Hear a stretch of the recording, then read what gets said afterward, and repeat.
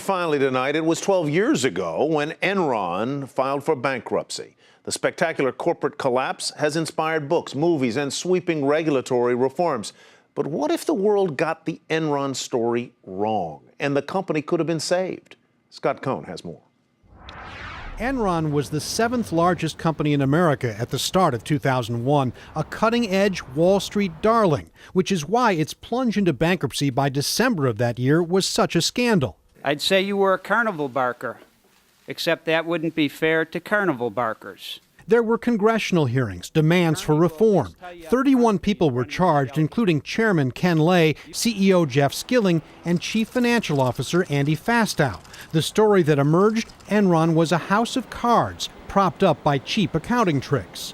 But that story has holes. After all, months before it went bankrupt, Enron's stock hit a high of $90 a share here at the New York Stock Exchange. The company had almost no debt coming due, and on the day it filed for bankruptcy, it still had $2 billion in cash.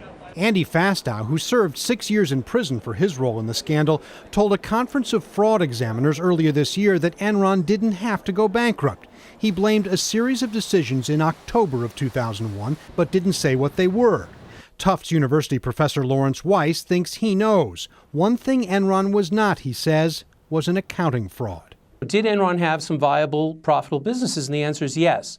If they'd been able to maintain those businesses, certainly the profitable ones, of which the trading was the most valuable, then I think there's a good argument to be made that Enron might have survived. In a blog post for the Harvard Business Review, Weiss says while there were misrepresentations at the company, a fixation on Enron's stock price caused the collapse. He says the off-balance financing arrangements that were the object of so much scorn could have saved Enron because they allowed the company to compensate investors by issuing more stock. Ken Lay didn't want to issue shares because that would have greatly diluted the share price. Fastow himself, in comments on the blog, claims he and Lay had a heated argument over that very issue.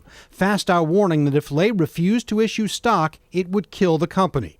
Lay, meanwhile, blamed Fastow for the collapse, but never fully explained why he decided to unwind the accounting. Lay died after his own trial in 2006, taking one of the great mysteries about Enron to his grave. Scott Cohn, Nightly Business Report, New York.